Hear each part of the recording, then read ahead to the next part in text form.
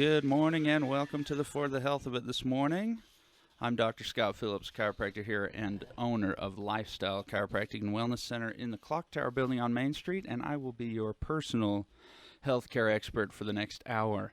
We've got a fun show this week, and we're excited to meet one of our new practitioners here in town. The hospital just got a brand new OB/GYN. He's going to be here on the show in a little bit. We're going to talk to him, get to know him a little bit. But we haven't had one here in the hospital, a medical doctor treating the women patients, having babies, things like that. So this is an exciting thing. We'll be excited to get to know him and meet him a little bit and figure out what he's going to do to help us out here in our lovely little valley. It's kind of a cloudy day this morning, but it made my bike ride a little bit nicer, especially because my pedal didn't fall off this morning like it did last week. So we're excited. We're happy to be on the show today. We've also got a few events we're going to talk about. Summertime's such a great time for health-related events, and we'll talk about a few today. First of all, I wanted to mention the Relay for Life this weekend. Again, we've announced it pretty much every show that we've had leading up to it, but this will be the last time until next year because it's this Friday. So Relay for Life, again, it's American Cancer Society celebration. It's a time to remember people and also to just celebrate people that have fought the battle of cancer. And so it's going to be out at the Southfield Park. There are tons of events planned for it.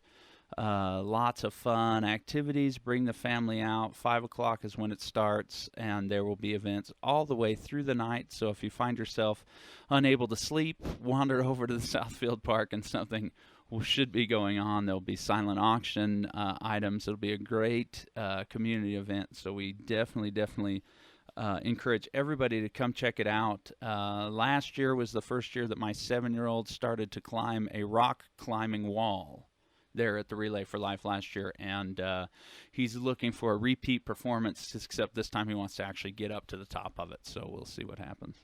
Another couple events this next weekend on the 19th is the first Heber Valley Half Marathon. Those of you who have not been training, please don't sign up. It is mostly uphill.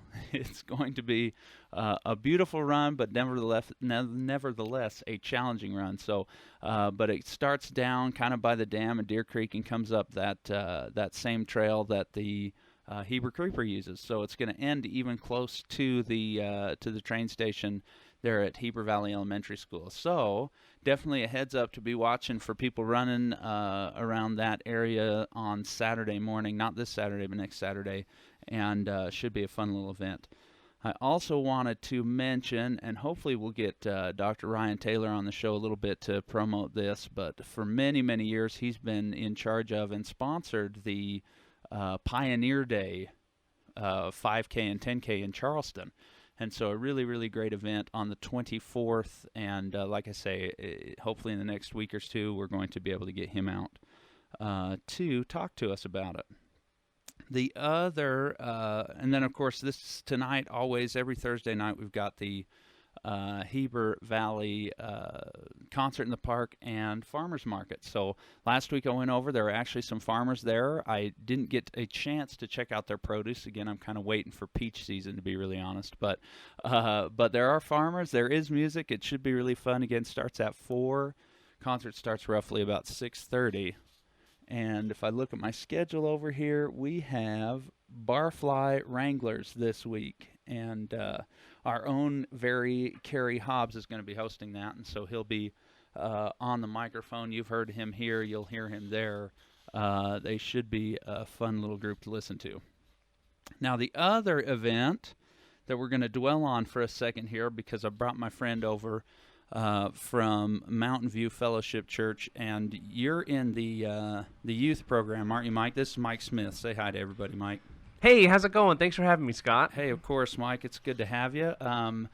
Tell me, the name of the youth group is Sparks, right? It's actually like our children, so K through 6th grade. It's called Sparks. Oh, yes. okay, sure. So this isn't the youth; these are the kids. This is the kids. Oh, Yeah. even better. Those youth are a little squirrely sometimes. The kids. Yes, they are. But that's fantastic. So this is a sports camp that you guys are sponsoring and putting on, and you've done this how many years now? Is this the third or fourth year? This is our 7th year. Oh my goodness. Yeah, we started. Our first one was in 2008 Good heavens. with a couple different sports, and we've kind of evolved over the last 7 years into what we are today. Well, that's fantastic. So 7 years, and it's July 22nd through the 25th. So not the next.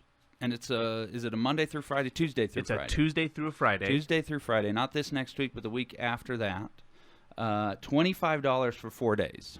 Yes, and it's from 9 to noon, so it's only in the morning, and it's sport clinics, and each day has exciting sport clinics for whichever sport you choose, and then we have a simple craft, something they can take home and show mom and dad, as well as a good Bible lesson each day with some dynamic speakers. And the sports this year are soccer, karate, water polo, and gymnastics. And all of the clinics are being led by local coaches and athletes. So our karate clinic, which is going to be run, is actually going to be run by our own Bobby Lawrence Karate here in town. Sure. And then our water polo is going to be some of the coaches from Wasatch High School's water polo team. Our soccer is a new club starting here in town, led by Matt Mravitz. And then our gymnastics is our Starshine Studios with Shannon. And so we have great coaches for each one of the clinics, and the students will choose which clinic they would like to be a part of and spend 4 days on that sport. And so they're going to do the one sport for the 4 days. Is there any mixing and mingling between? There's no mixing and mingling because we wanted them to actually hopefully gain some skill. Yeah, gain some skill. But everybody gets to swim on Friday. Oh, well, there you go. So Sheesh, so for those students that got to get in the pool but they want to play soccer, we tell them play soccer. You'll get to swim on Friday. Everybody gets to swim on Friday. So 9 to noon, July 22nd, 25th, $25 for the whole week. Why would anyone not sign up for this? It's going to be a great time. And you know what? For some families with multiple kids, $25 can be a lot for 4 days. We do have sponsorship and scholarship options. So please, even if you're interested and you don't know if yet financially you can do it, still contact us and let us help you find a way to get your student there. This really fits in well with the Heber Valley Unplugged and getting out of our living rooms and learning a new sport. And one of the great things is, since all of our coaches are local, if the student enjoys the sport they're in, there's always opportunity to continue training in that specific clinic. Right, in that and then sport. they actually have kind of a window into, hey, here's who you would be learning from if you continued on. Absolutely.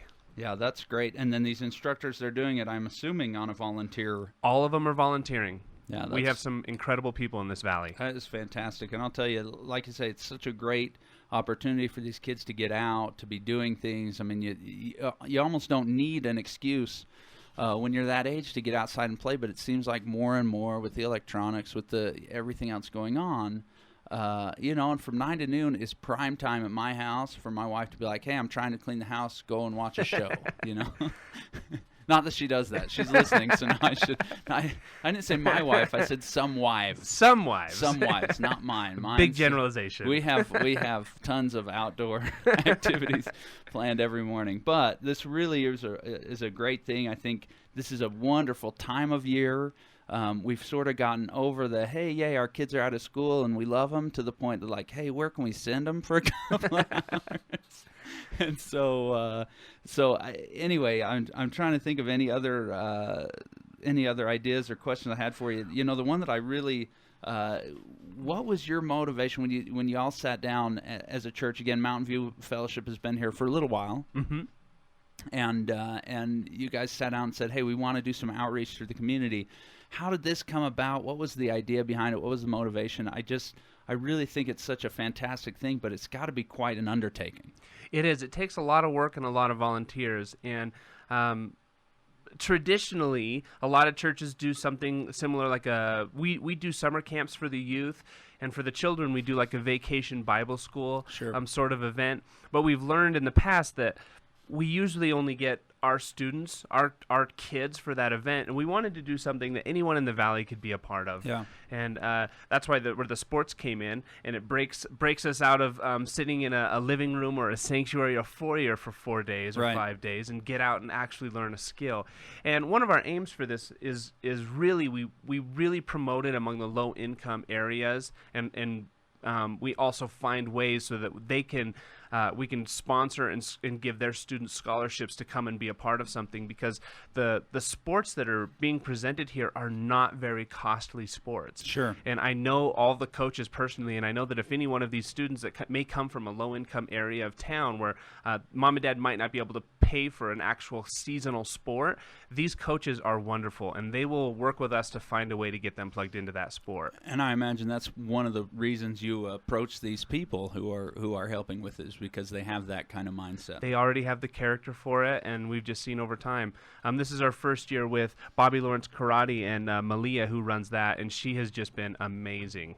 So in the past, we've teamed up with Kobayashi, Sure. and Manny's just unavailable this year due to a conference. And so we love the karate aspect because that's such a neat sport, Right. and the discipline of it. And so we were pretty blessed that Malia was able to jump right on board with us this year. You know, it's really, really a great thing, and anyone that's listening that is on the fence about it, I don't even know. Like I say, I don't know why you wouldn't sign up. I definitely are telling you, get on there. Let's support this event. It's such a great event. Anyway, tell them where they can find out the information, where they can get online, where they can register. Okay, well, this year we simplified it the best we could. All registration is going to be online at www.mvfchurch.com, like Mountain View Fellowship, mvfchurch.com. And when you go there, you'll see pretty simple way that you can register your students, and then we will send you all additional forms and medical releases you need. And then you actually don't pay until the day we arrive. So we simplify that, and you just come. But I will say that many of the sports are already filling up quick. So if you have a student that wants to participate, register today. Don't wait. Register them today, and we'll be in contact with you. So that's www.mvfchurch.com, Mountain View Fellowship Church. Or you can call us at 435-654-3775. That's fantastic, Mike. I appreciate you coming on the show. I know you're supposed to come in with Mike tomorrow morning also, so there'll be two mics, and that'll be very confusing. So I'm happy that my name's Scott, so then we know who we're talking about. But again, let's promote this event. Let's get people out there. I've got two that are going to show up. Oh, one thing I did want to clarify, if they're going into kindergarten this year. Right. They are available. We actually, thanks for bringing that up. We introduced this year what we call the K Club. And the kindergartens, because they're a little bit indecisive about sports and everything else. And everything else, they will actually get to try each sport. So while the first through sixth graders will pick a sport and stick with that sport for the week, the kindergarten's going to try a different sport each day of the week. So they'll get to, if you have a kindergarten, there's no they are the prime candidate. They get to have the best time. They get to try each one of the sports. Now, who's in charge of the K Club? Is that you that volunteered and said, I'm going to wrangle all these kindergartens? I was able to caress a couple people to take care of the kindergartners. I was able to escape that one. Good work. Again, I'll tell you, Mike, thank you for coming out. It's going to be a great event, and I'm very, very excited. Get on the website, check that out, give them a call. Let's get that thing filled up. Let's get the kids out there and running around having a good time. Sounds good. Thank you so much, Scott. Thank you, Mike. Have a great one. Again, like I say, we've got our local new practitioner, new OBGYN here in town. Dr. Cook is actually here in the studio now with us. So I'm going to turn up his mic, and I'm going to let him introduce himself for 1 second. Dr. Cook, how are you today? I'm doing great. How are you doing this morning, Scott? I am fantastic. I appreciate you coming on. We've never even met face-to-face, so this could be a scary thing for you. Seeing me is always a scary thing. Well, we're going to get down and talk a little bit about who you are, where you come from, all that kind of stuff. A couple of different things we'll do real quick on the show, though. First is there's always this little article review, and so I'm going to kind of go through this, but I would love to get any input that you have, especially as a medical professional.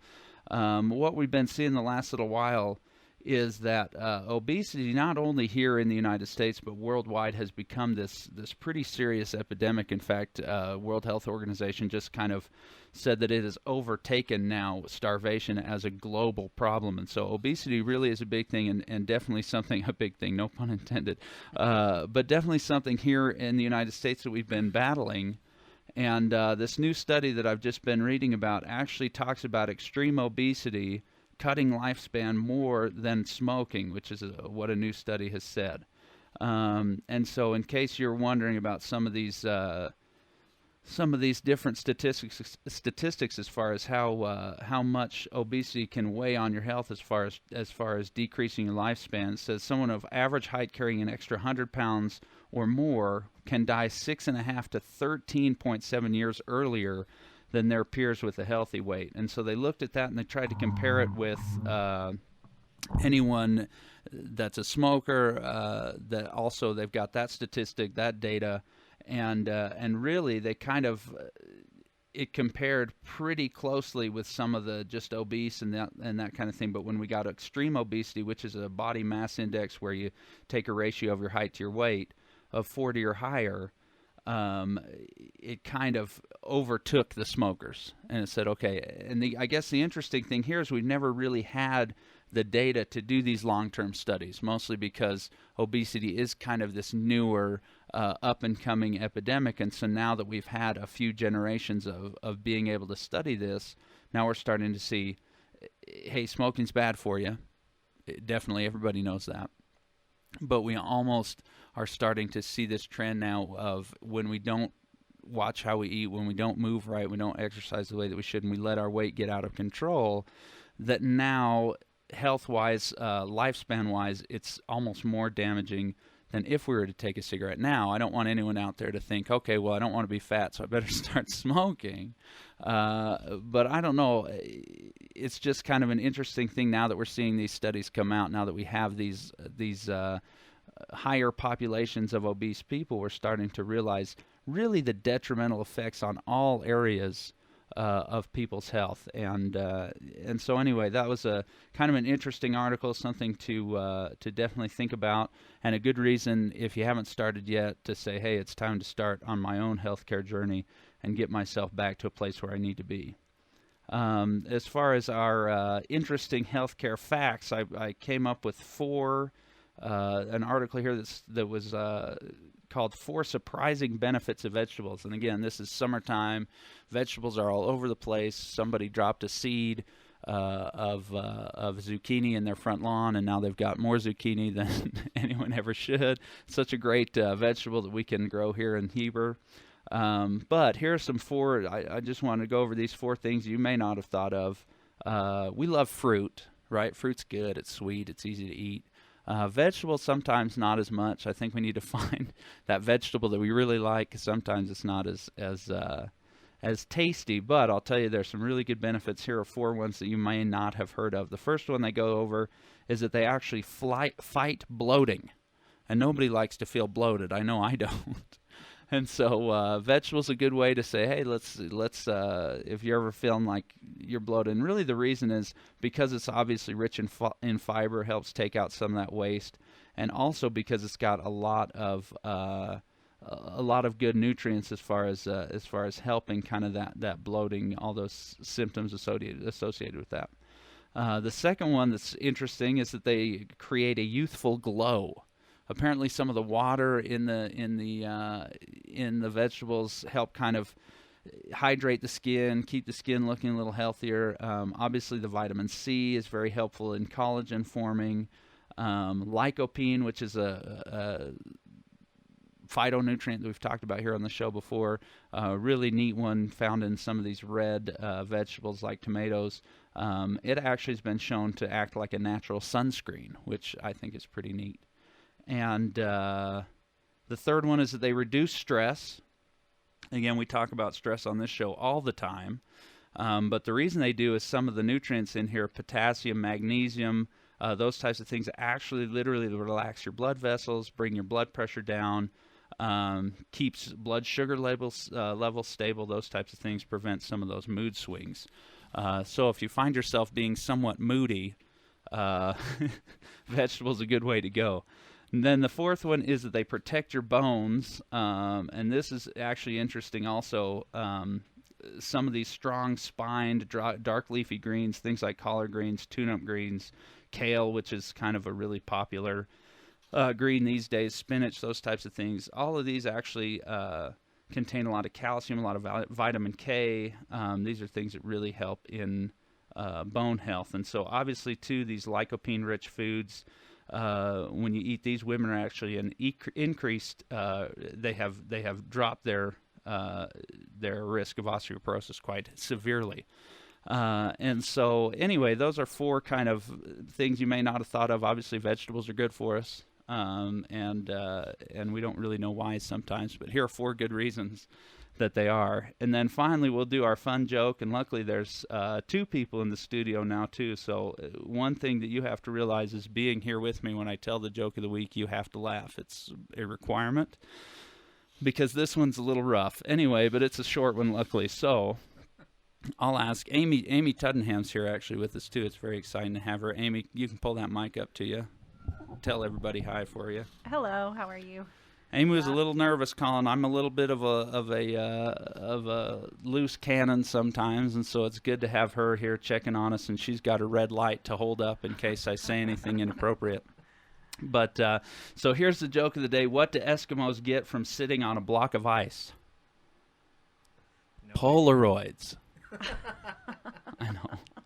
Anyway, I'm telling you, I want you to know, week by week, I've now had to read through so many bad jokes to even get to that one. It is almost pathetic, but that's okay. So anyway, let's get to the reason we're all here. The reason that people are listening again, to introduce, to welcome, to help get to people to get to know this new OBGYN here in the Valley. And Amy, I was trying to find out, I know we haven't had an actual OBGYN at the hospital. How long has it been since a regular one has been here? In 2008, our last OBGYN retired, and so it's been 6 years. Can't do math, That's apparently. Okay. It's Thursday morning.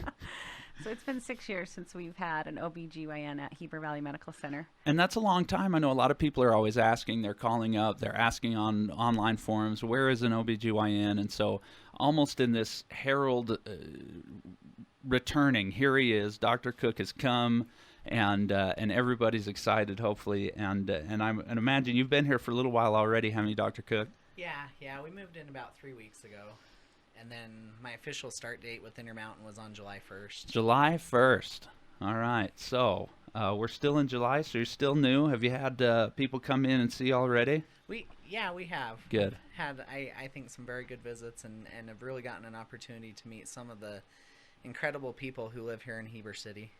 Yeah, and I'll tell you, so I want to get to know you, definitely myself. I was just in the down at we did an ultrasound with my wife. She's pregnant with our fifth and last. And we found out we're having a girl, so that was an even easier way to say, hey, we're done. And so, but I remember when we were looking and out and saying, okay, where are the options? It was hard. If we were looking for that OBGYN, we say, oh, well, and we're actually going to deliver here in the Heber Hospital, but anyway, it's really good to have you. So I'm interested to get to know you as well as I'm sure everyone that's listening is also. So just kind of take a minute, if you would, tell us about yourself, kind of where you're from, where you went to school, where you did your training, all that kind of stuff, if you don't mind. Yeah. Hopefully I don't put too many people to sleep with this. But I was born and raised in Bountiful, and I always ask people not to hold that against me. But I was born and raised in Bountiful. I graduated from Bountiful High School. And then immediately after graduation, I served a 2-year LDS mission in Fort Lauderdale, Florida. And then came back and attended the University of Utah, where I received a bachelor's degree in history, of all things. Well, yeah, a lot of people get a history degree and go to med school, don't they? Yeah, it seems to be a good way to go. And it was also an opportunity for me. I always knew I wanted to go into medicine, and so it was a great opportunity for me to spend some time learning about one of my other interests while still pursuing my medical career. It was kind of towards the end, actually, interestingly enough, during that time, I worked for Intermountain Healthcare at LDS Hospital. I was a phlebotomist. All right. And for those of you who don't know, those are the vampires of the hospital. That's right. They love the blood. They love the blood, and they usually come while you're still asleep. That's right. So, but at that time, my wife was a phlebotomist for LDS Hospital as well. And so that's how we met and were married. We got married about 3 months before I started medical school. Okay. And I did medical school in Des Moines, Iowa. Sure. Spent our time there, did our time there, and then became a permanent part of the Midwest for a while, and I did my residency training at the University of Missouri, Kansas City, in obstetrics and gynecology. When I completed my residency, we knew we wanted to get back west, and unfortunately at that time there were not a lot of opportunities in Utah. Sure. And my wife, I hadn't mentioned, my wife is from Murray. Okay. And so we wanted to get closer to home, and an opportunity came up through one of the residents I trained with in a little town called Miles City, Montana. All right. And Miles City is a town of about 9,000 people. But believe it or not, they had 3 OBGYNs there. I was going to say, people in Heber are saying, wow, that's small. And so people in Heber are saying that's small. And you had 3 OBs there. And we had 3 OBs Wow. there, and spent 3 years there, had just a wonderful experience. In fact, when this opportunity with Heber City first came up, we really struggled. Sure. In Miles City, we had a busy practice. We were actively involved in the community and in our church activities there, and but it is just funny how things work out. We did the things we needed to do to make sure that this was the right choice, and now we have no doubt that Heber City is where we want to be. Right. And hopefully this is our last move. Here, I had a question here about moving to a smaller town like this, but that's now an irrelevant question. You were actually moving to the big city. Yeah, in many ways, Heber City feels ginormous to us. That's great. Now tell me, so I'm not sure if a lot of people know the time frame as far as, I mean, a lot of people say, oh, it's medical school, it's going to be a long time. Yeah. But you get your bachelor's degree. Yeah, you get your bachelor's degree, and then 4 years of medical school. Medical school. The first 2 years are very classroom oriented. Right.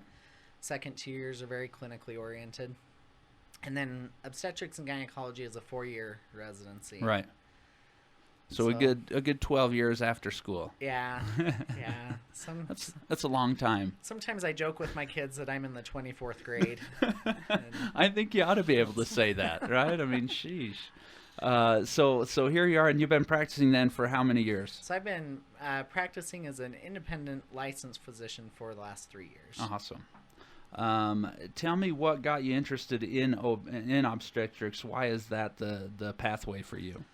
There's a few things that really interested me in obstetrics, and to tell you the truth, one of the first things I noticed was that while I was doing my obstetrics and gynecology rotation as a medical student, I was not checking my clock every 30 minutes or so to see how fast the day was going. That's right. So, when am I done? So it was one of the first things that really helped. That seems like a good sign, sure. I thought so, and so I really contemplated on why that was the case, and there are a couple of reasons, and one of the reasons really is that obstetrics and gynecology, compared to a lot of other areas in medicine, this is not a knock on any other areas of medicine, but obstetrics and gynecology is very effective in preventative medicine. Sure.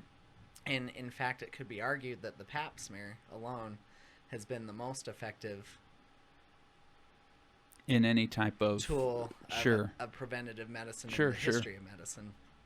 And so I really do have a strong interest in preventative medicine, and that was part of it. The other part, though, I think is the obvious, and that's what else in this world can compare to delivering babies? Sure. And I truly don't think there's anything else. And I had an opportunity this week to do my first delivery here at the hospital. Great. And it's almost a natural high for me. Sure. As soon as I deliver a baby, I'm happy, I'm excited, I have more energy, and it's just a wonderful experience. Even if it's 3 a.m. Even at 3 a.m. That's when we have our babies. Well, and I think a lot of that comes through my own experiences with parenthood. I hadn't mentioned this, but we have four children, a boy and 3 girls. Nice. Our oldest is 9, and then a 7-year-old, a 5-year-old, and a 2-year-old. And in my own experience, as soon as those kids are born, your life changes immediately. Very drastically. Very drastically. And with all 4 of our children, as soon as they've been born, my wife and I have both discussed this. We can't imagine life without them the moment they're born. Sure. And I love that opportunity to be there for other people as they go through that same experience. Right. Whether it's the 1st, the 4th, the 5th. It's always or the this. 9th. Yeah, or the 16th. But every time I do a delivery, I see that life change immediately, and there's Sure. almost a physical change that takes place in people as that occurs. Yeah, that's amazing. And that's the other thing I had to think of is if you love delivering babies, why not come to Utah? Right? I mean, this is this is where it's at. You've got 4. I'm going to have 5. Amy, you've got at least 4. Yeah, okay. I was going to say, I wondered if you had 5. Maybe it's not. Some days it feels like 5, but 12. 4. There's a lot of truth to that. So yeah, for sure. we're having babies, that's for sure, and so it's definitely great to have you. I wanted to kind of focus a little bit on that kind of pregnancy type of an idea because again, that's kind of where I'm at. So maybe this is a selfish thing, but it seems like that's kind of where your passion is, and so this should be easy to kind of to visit about. Tell me about kind of the advice that you would give someone who's thinking of getting pregnant, right? Again, I think healthy pregnancies start before the pregnancy occurs. Absolutely. And so what are the types of things if someone called you and said, "Hey, Dr. Cook, we're looking to start our family. What things should I be doing?" You know, one of the most important things you've kind of talked about already. Obesity in and of itself is an epidemic in our country right now. Sure. And it has a huge impact on pregnancy. To say that, I'm not saying you shouldn't get pregnant. However, starting at a healthy pregnancy weight is a great step towards establishing a healthy pregnancy. Sure. So diet, eating lots of vegetables Right. to get that youthful glow. Right, the glow, I like it. But healthy nutrition, fruits, vegetables, healthy nutrition and an active lifestyle Sure. are 2 of the things that you can do right off the bat that can help improve the outcome of your pregnancy. And I think it doesn't even help with the fertility of trying to get pregnant. Absolutely. And so, one thing that I actually teach nutrition class at the campus up here at UVU, and one thing we talk about is when you know you're pregnant, already so many things have happened developmentally in the fetus that if you say, "Hey, when I find out I'm pregnant, that's when I'm going to start living well," you've already kind of missed a good bit of that. Absolutely. And that brings up the next piece of advice that I would give is that all reproductive age women should be on not on birth control. Excuse me. That's contrary to my business. But Yeah, that's not going to help you at all. all reproductive age women should be on a prenatal vitamin. Sure.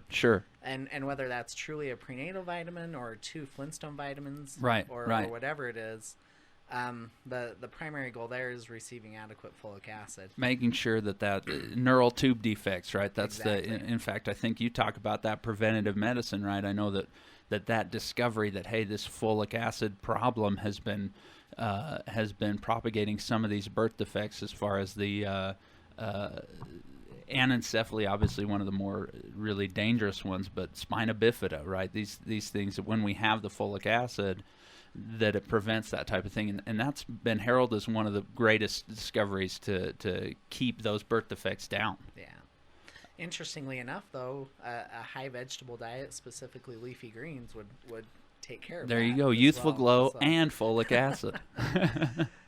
the other piece of advice I give people is if you do have any other medical conditions, whether it be high blood pressure, diabetes, and a variety of other conditions, it's not a bad idea to meet with either your family physician or an obstetrician before Sure. you attempt to conceive. And I think that's great advice for anybody. I mean, we don't really know all that much about, here we are about to say, hey, let's have a baby. Well, let's grow a human being, basically. And when we don't have that type of education, or we don't know a whole lot about it, we can go to the internet and find all kinds of fun things. Yeah. But why not sit down with a practitioner and say, hey, what should we be doing at this point in time? And I think right there, where you've already taken a step to ensure a more healthy pregnancy, to ensure a better outcome. And of course, there are things not under our control. But I think that's a great idea to say, hey, let's find our doctor, let's find someone that's going to help us through this, and let's get it started on the right foot. I think that's great advice for sure. As far as prenatal care, now we're pregnant, we're gone in, we're starting this process. What are your keys, right? What are the things that you say, hey, make sure that this is part of your prenatal care? Yeah. The one thing is, a lot of people think as soon as they're pregnant that they should start to decrease their activity, and that is not necessarily time true. To lay down and get fed the grapes. You do want to maybe scale back a little bit. Suggested heart rate for exercise has been between 140 and 150. Sure. As a target heart rate during pregnancy, but stay active. That's part of it, right? Early on. Now, there's been an idea, and I know that this has been the idea when we started having kids, and I think this has kind of changed, but tell me your own personal views on, let's say someone says, oh, I'm pregnant, but I want to feel better. I haven't really been working out. Is it an okay time to start a routine as long as it's not too rigorous? It is. You do want to be careful, though. I wouldn't recommend starting something like P90X or Insanity right away. I'm going to run a marathon tomorrow. But bicycle riding, walking, sure, even light jogging are all very safe and optimal activities, sure, even in early pregnancy. And 140, 150 heart rate is what you'd recommend. What other kind of things during prenatal? We talked nutrition a little bit. What keys in nutrition do you like to see your patients making sure they're taken care of? Not just the prenatal vitamin. I was going to ask you too about those, but we'll get to that in a second. But what type of food should they be avoiding? What type of food should they really be boosting? That can be a difficult question. Sure. And I'll tell you why. is that often in that first trimester of pregnancy, any food you can keep down is good food. That's a good point. And I've tried to tell my wife during pregnancy, hey, maybe you shouldn't eat that, and then that's a bad move. You don't do that. And to be totally honest, I do support that. I think if you can keep it down, especially in that first trimester, go for it. Sure. That being said, it's kind of what I call common sense nutrition. Yeah. So if it's deep fried, minimize it. If it's high fat content, high sugar content, minimize it. Look to kind of just keep that nice and level, kind of balanced nutrition type of thing. Yeah. Kick up those leafy greens, get that healthy glow. Absolutely. Get that folic acid. And one thing that's often overlooked is the benefit of legumes and other plant products. Sure. Even cashews, almonds, peanuts, all have been found to be very healthy in pregnancy. Right. They contain, some of those healthy fats that will actually help in fetal development. And so that's an area where when people need that salt or that protein fix, that's overlooked. Especially put the chocolate over the almond or the cashew. Right? Then you got them both. That's my preferred method. Very good. We talked trimesters. There's 3 of them, that we like to talk about. Challenges in the first one, like you say, there's the nausea, there's again, I always talk about, there's that sometimes not even knowing that you're pregnant, and that can also be a challenge. But then we get to that second trimester. What are some of those things that you tell people to watch out for? Say, hey, what do we do now? I mean, that's kind of the golden age of the pregnancy, right? Absolutely. For the majority of the people, the second trimester and the early third trimester, what I call the happy time. Happy time. As far as things to watch out for there, that's, I believe, what makes that kind of a happy time is there's not a lot that you really have to do that. Sure, that time. sure. Stay active. Establishing prenatal care is still a very important part of this process. Right. It is during that time there that we do a lot of the testing. Sure. A lot of the very important testing, including the test for gestational diabetes at about 28 weeks. Yeah. But for a lot of people, I tell them just to enjoy that part of pregnancy. Have And fun again, with it. I encourage healthy lifestyle choices throughout pregnancy. Good. But that's generally a time where people can kind of sit back, relax, and just enjoy being pregnant. And then you get to that third trimester, then things start to grow, things start to ache. I've heard that the third trimester is really the reason that we actually want to have the baby. Like, okay, it can't be in there any longer. Because then once the baby comes out, then we're like, wait, how can we put it back in? Because then it's different. But I mean, most women, right, at 40 weeks and 40 weeks in one day, they're like, if this thing's in here any longer. Yeah. Some of the challenges there, right, I see a lot of the biomechanical issues, but what other kind of things do we look for there in that third trimester? You mentioned the biomechanical issues, and that is absolutely a huge part. It's a lot when we see a lot of the sciatica start to begin. Right. Those babies love to sit there. We see one of the most common things we hear in our office is what we term round ligament pain. Yeah. Which generally starts early in the second trimester. Right. But other things that do occur at this time is swelling, or what we call edema. Yeah. And that's where you hold on to extra fluid, usually in your lower extremities. and that's always a difficult one because it can be either totally normal or physiologic, or it can be a sign of some more serious processes that are occurring. Any way to distinguish between those two, or just make sure that that's something you mention when you go into your prenatal visits? That's a perfect question, and that's why the prenatal visits become more frequent. Sure. At that time, because the other things we look for are whether or not your urine is remaining normal. Right. One of the first things we see if somebody is having swelling and developing something we call preeclampsia is the spillage of protein into the urine. Sure. And then the other thing we check is routinely on those visits is the blood pressure. Right. And if that preeclampsia, if anyone doesn't really know what it is, it's not a fun condition. No. It's one where, right, the blood pressure rise is a big telltale sign for sure, and it does not make for a fun delivery. So that's something you definitely want to catch before. Right, pre-eclampsia is way better than eclampsia. So. And again, for those who don't know, the difference between preeclampsia and eclampsia is seizures. Yeah. So it can get severe enough to where it causes seizure activity. Sure. So that's one of the things to look for. The other thing to be aware of in the third trimester, especially the late third trimester, is the signs and symptoms of pregnancy. Right. And I generally give people 4 precautions to look for in that last trimester. Sure. One is if the baby's not moving. A baby who's not moving fairly routinely after about 28 weeks needs to be evaluated. Yeah. It's not just lazy. Not just lazy, although babies do sleep. Yeah. And there are lazy babies, I will say that. But they're getting pretty enclosed in there. They're moving around a little bit, or at least should be. Absolutely. So if anybody, and I always tell my patients this, if they're ever concerned baby's not moving enough, don't even mess around with it. Sure. Just come in and get it checked out. What are ways you like to tell people to kind of prompt that motion? I've heard of drinking orange juice, right? Spiking the blood sugar really quick, and the baby goes, "Hey, what was that?" Yeah. But are there any other tricks? Just like in real life, I know my wife is much more attuned with my kids' needs than I am, and I think it's the same thing with babies that are still within the womb. Yeah. Most moms know something that's going to trigger movement in their babies. Right. And I think I often suggest orange juice, increasing activity for a minute, and then laying back down. Yeah. Hot chocolate.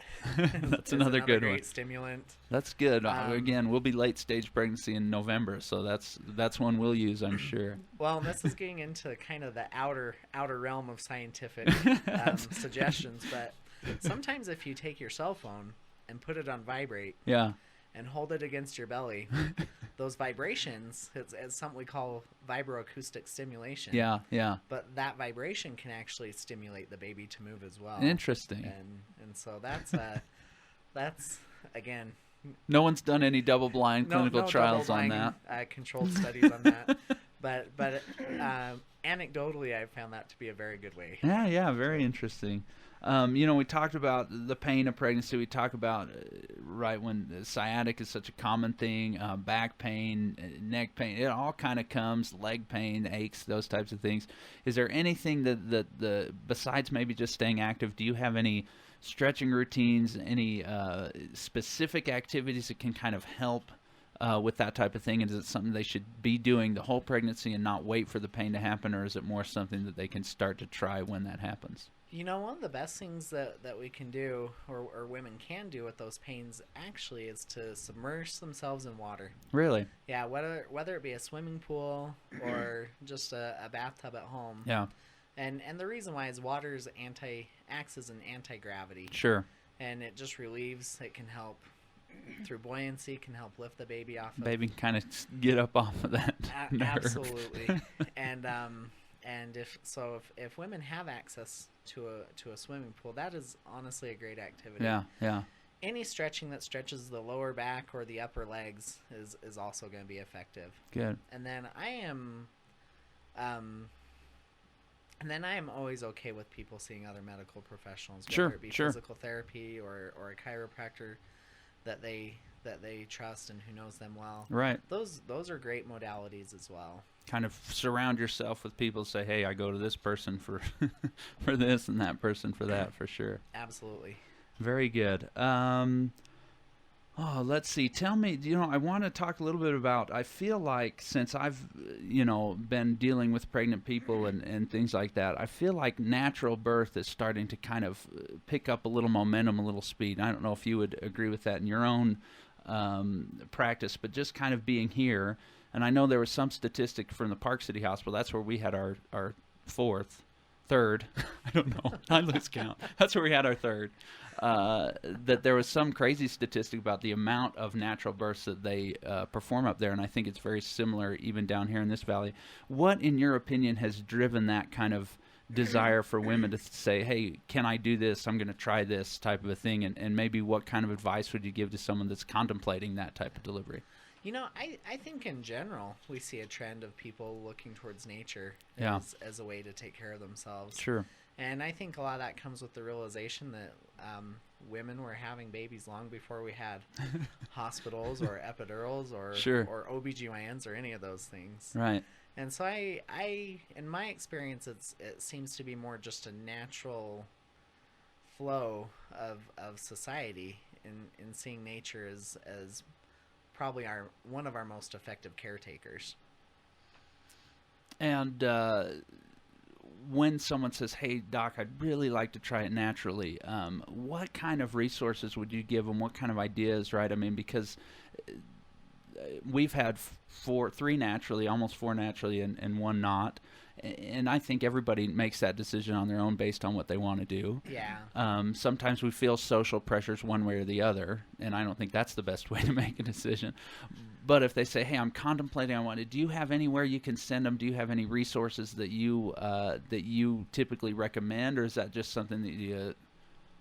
Honestly, it's just something I generally discuss with them in the office. Good. One of the things I do tell people, though, is to go into... Well, first of all, I try and establish with people that they're in charge of this. It's their body. It's their baby. We are there as a resource. And, one of the things that I've come to understand, and I think most people do, is that I am not a pregnancy prison guard, and I cannot make anybody do anything. I can make suggestions. I think that's a sign you should put up in your office. I really like that. Well, I truly do feel that way, and sometimes I do ask people to rely on my experience and expertise. Sure. And this is something I've spent the last at least 7 years of my life. Or that I've dedicated at least the last 7 years of my life to, and I've seen the very, very good, and I've seen the very, very bad. Sure. That can come with pregnancy, and so generally I discuss that. I discuss that they're in charge. I'm there to assist when needed. Right.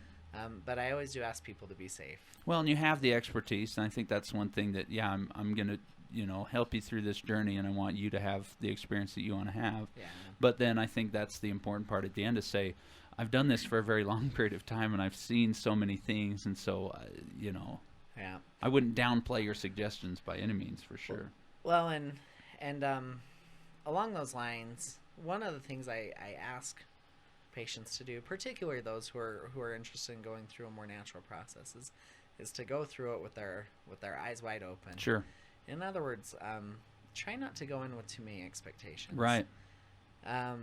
Because you never know what's going to change. Right. We talked about preeclampsia. Right. I've had several patients who wanted to go through a very natural process, but then developed preeclampsia, which is a potentially life-threatening condition. Sure. And so the game changes quite a bit when some of those conditions Definitely. arise. Definitely. And so if people can come into the labor and delivery process with a very open mind, it tends to help quite a bit. Instead of, and that's kind of what we talk about too when we're having babies, is here's our overall plan, but knowing that different roads can be taken. We had our third on the side of the road on the way to the Park City Hospital, and that was not part of the birth plan. And so that again is why we're excited to be able to. We're 2 minutes away from the Heber Hospital. We're very close. and don't get me wrong, I think birth plans are a very good idea. Sure, I sure. really do. What I ask people to do is avoid any absolutes. Yeah, and just have that kind of open mind to say, hey, if something, because really things can change in a blink. All of a sudden something's different. So absolutely. Let's talk prenatal vitamins for a minute, because you do recommend that people be on them. Do you have a favorite brand? And this isn't something you have to plug a brand, but do you have, what should people be looking for? What should be in there? What would constitute a good prenatal vitamin? Excuse me. The most important thing, as we mentioned, was the folic acid.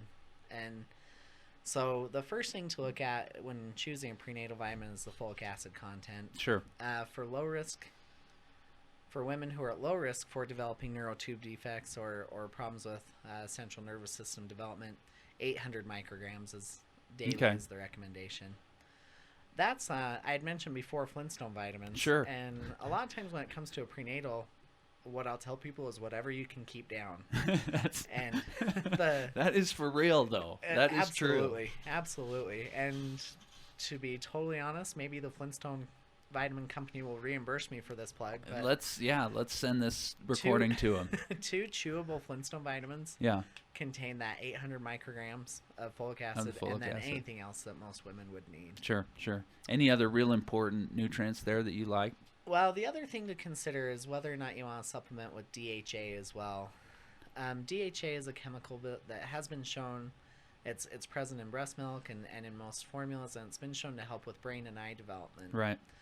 The data is still somewhat cloudy in terms of its value prenatally. Yeah. However, there's not likely any risk. Right. There seems to be little to no risk, and so that would be another thing to consider, if just for a little bit of extra peace of mind. Now, DHA is one of our essential fatty acids. It's one that can be obtained through a good fish oil supplement. Yep.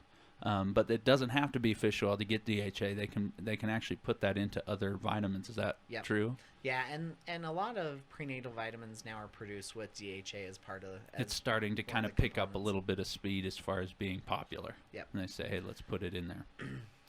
Like I say, I wanted to dwell so much on that prenatal aspect and that birthing aspect, and that's kind of why you came to Utah, and that's what you love to do. But let's talk just for the last couple of minutes that we have, because, you're not just in obstetrics. You do have the gynecology side of things. What other health risks are we seeing kind of in the women population? What else do you kind of have this, hey, I'd really like to see this change in our women, whether it's, younger women, older women, whatever it is. What else do you really want to see different? Yeah, we could do like a 6-hour segment on that. I've got time. Subject alone. I've got time, Doc. Let's just keep going. Well, I hate to harp on obesity too much. Yeah. But one of the other epidemics we're seeing, especially in gynecology, is endometrial cancer. Sure. And endometrial cancer is specifically tied to, or I should clarify that there's a specific type of endometrial cancer that is specifically tied to obesity. Just obesity. And if you talk to a lot of the subspecialists known as gynecologic oncologists, they will tell you that that is the majority of their practice now, where 20 years ago it wasn't. Well, because we've seen such this rise in it, for sure. And so that's one thing. The other thing I would mention is the importance of, gynecologically speaking, the importance of those preventative health visits. Right, some of those early tests and things like that. And we talked about pap smears earlier. Pap smears, again, have been probably the most effective tool for preventative medicine in Western medicine that we know of. Sure. Majority of, and for those who don't know, the primary purpose of a pap smear is to help detect any abnormal cells that may develop into cervical cancer in the future. The highest risk for cervical cancer in the United States, or the women who are at the highest risk, are those who don't routinely have their screening test done. And that puts them at a higher risk because they're not getting it not looked getting at. that early detection. And it can kind of just fester without them even knowing. Absolutely. And so you would say, hey, let's make, those regular routine visits, things like that, part of your life, just to make sure that things are doing what they should be doing. Definitely. Good. Any other thoughts, any other ideas? Amy, you got anything you want to talk to us about except for how excited you are for Dr. Cook to be here? Well, that's basically a good summary. I'm thrilled to have Dr. Cook here. He's got great experience, and as a female, and I need a specialist at times. Sure. And it's nice to not have to go to Altaview, which is on the Wasatch Front, which is where my OB/GYN was. And there's just something about the specialty that he brings here. Right.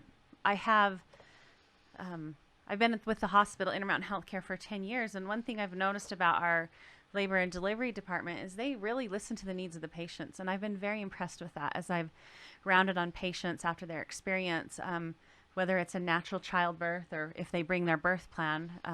Our nurse manager over labor and delivery is Jessica Pyra, and she too is thrilled to have Dr. Cook here. But I think it's just a really personal experience and a good experience that we can offer those patients that want to deliver. Well, and I think, like I say, it's another way that the hospital here is trying to really well-round the hospital, make sure that we really do have those services that a lot of people have been traditionally going down to the valley for. And another reason that I even have this radio show is to start to get people aware that there are people here in the valley to go to. So again, Dr. Cook, welcome. Tell us how to get a hold of you. What's the best way to get into your office? I may defer that to Amy. Okay, I haven't memorized any phone numbers or anything yet. I know, I'm like, I should have brought Dr. Cook a list of his address, his phone number, a couple key things for him. He is with the Heber Valley Clinic, which is part of the Intermountain Medical Group, and he is in Suite F. So it's the very end physician offices at the hospital. And his phone number is 657-4472. Sorry, I had to dial it. And then last night, I got everything up on his webpage. So if you go to hebervalleyclinic.org, you'll see his profile, which gives you a little bit of background of him, a photo. And then he's also on the hospital's website under our providers. So you can get links to his office there. Perfect. Well, we appreciate you coming out. I know it's a busy thing being over there anyway. Like I said, baby's always being born. And so thanks for coming. Hopefully we'll have you back on, and just anytime you have any desires to air any grievances or do anything like that, this is always a good medium for that. Thank you for coming out. Our time is spent, and so we're just going to tell everybody out there to think about these things, especially if you're getting pregnant, if you know someone that's in that kind of looking for someone, right? I always talk about finding the best practitioner for you, but I've certainly enjoyed my time here with Dr. Cook, and I think anyone out there that came in and saw you, I think would also have a similar experience. Well, thank you very much. And so go out, be healthy, be well. If you do it for no other reason, do it just for the health of it. Thank you for listening.